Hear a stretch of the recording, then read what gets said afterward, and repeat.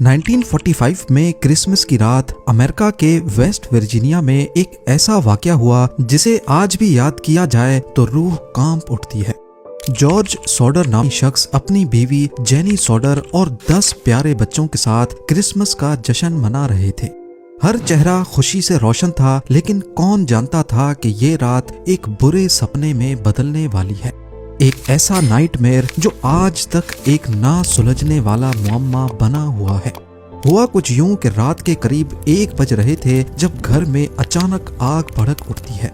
George और jenny अपने 4 बच्चों को लेकर बाहर भागते हैं, लेकिन ऊपर कमरे में सोए 5 बच्चे हमेशा हमेशा के लिए कहीं गायब हो जाते हैं। ना कभी उनके जिस्म की हड्डियां मिली और ना ही कोई और निशानात। क्या वो वाकई आग में जल गए या किडनैप हुए? क्या ये आग वाकई में एक हादसा था या इसको खास प्लानिंग से लगाया गया था? ज़ेम टीवी की वीडियोस में एक बार फिर से खुशामदीद। नाजरीन, ये सिर्फ एक कहानी नहीं बल्कि एक ऐसा राज है जो आज भी दुनिया को हैरान किए हुए है। आइए इस अनसॉल्व्ड मिस्ट्री का एक एक पहलू समझने की कोशिश करते हैं।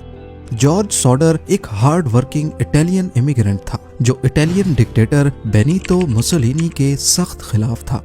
यही वजह है कि वो इटली छोड़कर अमेरिका में रहने पर मजबूर था।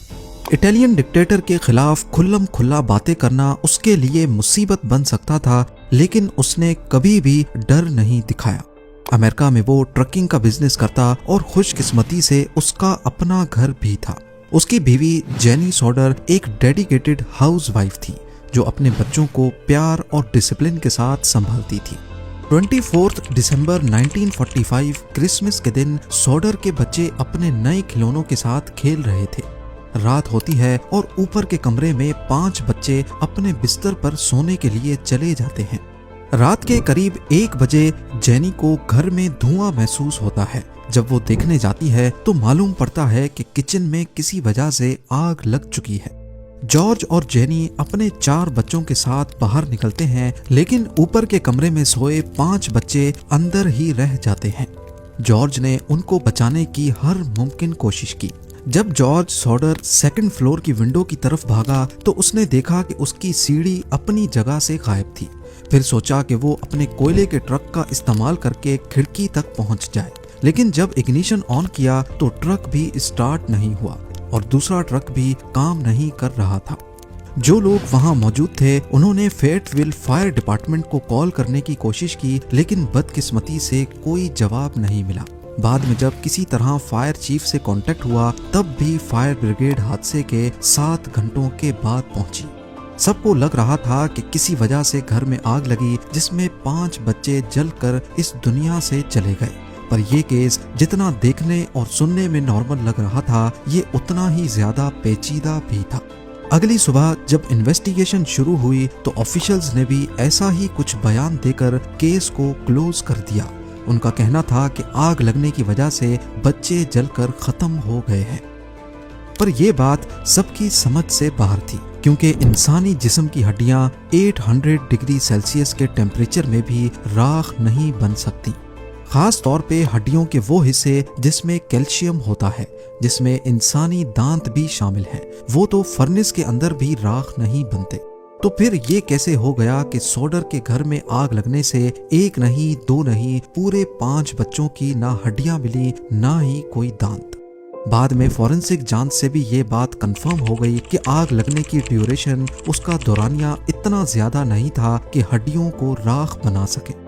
ये बात काफी तशवीशनाक थी। तभी इन्वेस्टिगेशन रिपोर्ट को सॉडर फैमिली ने उठते साथ ही रिजेक्ट कर दिया।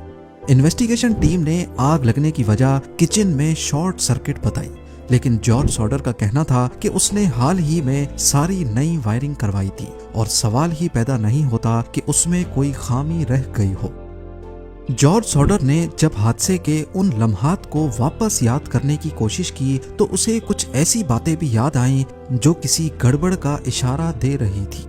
आग लगने के वक्त जब उसने फायर ब्रिगेड को कॉल करने के लिए फोन उठाया तो उसकी वायर कटी हुई थी और ये बात इन्वेस्टिगेशन में भी साबित हुई कि वाकई सॉडर के घर की फोन लाइन को बाहर से ही किसी ने काटा था, क्योंकि फोन लाइन टूटने और काटने में उसकी किनारियां अलग अलग दिखती हैं।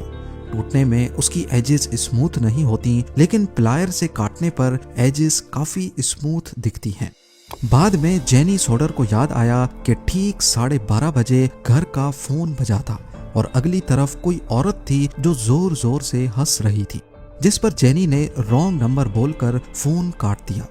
अगर 1 बजे फोन लाइन कटी हुई थी और सिर्फ आधा घंटा पहले उस पर एक अजीब कॉल आई थी, तो इसका मतलब ये हुआ कि फोन लाइन आग लगने से आधा घंटा पहले काटी गई थी। ये रात अजीब वाकयात से भरी हुई थी। पहले फोन कॉल और आग लगने से चंद मिनट पहले जेनी को छत पर कुछ गिरने की आवाज भी सुनाई दी। जब बाद में कुछ मजीद सुनाई नहीं दिया तो जेनी पलट कर सो गई और उसके कुछ ही मिनटों के बाद उसे धुएं की स्मेल महसूस हुई। इसके अलावा जो सीढ़ी जॉर्ज जहां रखता था वो हादसे के वक्त वहां से गायब और घर से काफी दूर एक खेत से बरामद हुई। जॉर्ज की दोनों ट्रक्स जो एक दिन पहले तक बिल्कुल सही काम कर रही थीं, आग के वक्त दोनों कैसे खराब हो गई। इन सब वाकयात के चलते जॉर्ज सॉडर का ये शक यकीन में बदल गया कि उनके बच्चे मरे नहीं हैं बल्कि किडनैप हुए हैं। पर आखिर इतने शोर में उनको कोई लेकर कैसे भाग निकला। जब इन्वेस्टिगेशन के जवाबात सवालों के बराबर नहीं थे तो थ्योरीज पैदा होने लगी। हर थ्योरी के पीछे एक अजीब कहानी है।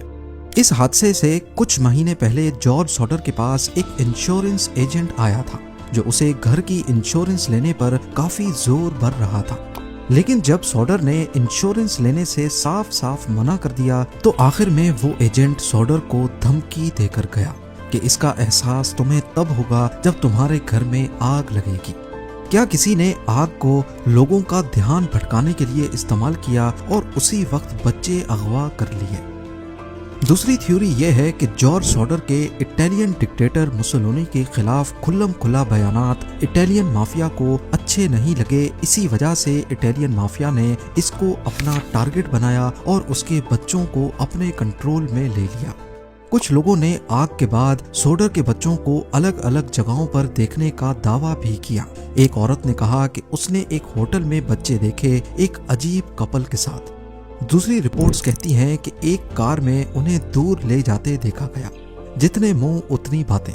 ये बात तो कंफर्म हो गई कि सॉडर के बच्चे आग की वजह से तो मरे नहीं, तो फिर वो आखिर गए तो गए कहाँ। हादसे के 1 साल के बाद कुछ नए सबूत सामने आते हैं। इन्वेस्टिगेशन टीम जिसने पहले आग लगने की वजह को शॉर्ट सर्किट बताया था वो गलत साबित हुई। नई इन्वेस्टिगेशन में सामने आया कि आग को जानबूझकर लगाया गया था। उस वक्त एक बस ड्राइवर वहां से गुजर रहा था जिसने बताया कि उसने कुछ लोगों को फायर बॉल की तरह कोई चीज फेंकते देखा है। कुछ महीने बाद जब बर्फ पिघल गई तो घर के पास से रबड़ की तरह का एक गोल ऑब्जेक्ट भी मिला जिसे पाइनएप्पल बॉम्ब कहा जाता है। जेनी को आग लगने से चंद मिनट पहले की वो आवाज याद आ गई जो उसे छत पर किसी चीज के गिरने की वजह से आई थी। शायद वो यही पाइनएप्पल बॉम्ब था। जॉर्ज और जेनी ने अपनी जिंदगी इस मिस्ट्री का जवाब ढूंढने में लगा दी। उन्होंने कोई कसर नहीं छोड़ी और हर पॉसिबल लीड को फॉलो भी किया। उन्होंने एक बड़ा बिल बोर्ड बनवाया जिसमें मिसिंग बच्चों की तस्वीरें और एक रिवॉर्ड का वादा भी किया। करीब 20 सालों के बाद 1960s में जेनी को एक लेटर मिलता है। इस लेटर में एक आदमी की तस्वीर थी जो उनके बेटे लुइस से काफी मिलता जुलता था और लेटर में सिर्फ इतना लिखा था, Louis Sauder, I love brother Frankie. क्या वाकई ये लेटर गुम हो जाने वाले 5 बच्चों में से एक ने लिखा था या फिर ये कोई प्रैंक था? जॉर्ज और जेनी ने एक प्राइवेट डिटेक्टिव हायर किया जो इस लेटर को इन्वेस्टिगेट करेगा, लेकिन लुइस सॉडर का कोई अता पता नहीं मिला। एक एक करके साल गुजरते गए लेकिन ये मिस्ट्री सुलझ ना सकी। जॉर्ज सॉडर का इंतकाल 1969 में हुआ। जेनी और उनके जो बच्चे जिंदा बचे थे अपने मिसिंग बहन भाइयों के बारे में जवाब ढूंढने की कोशिश करते रहे। जॉर्ज की मौत के बाद जेनी ने फैमिली का घर नहीं छोड़ा। उसने घर के इर्द गिर्द फेंसिंग लगाई और नए कमरे बनवाए। अपनी जिंदगी के बाकी दिनों में वो हमेशा गम की वजह से काले कपड़े पहनती थी। 1989 में जेनी की मौत के बाद फैमिली ने वो पुराना और घिस चुका बिल बोर्ड जो मिसिंग बच्चों के लिए लगाया गया था आखिरकार उतार दिया।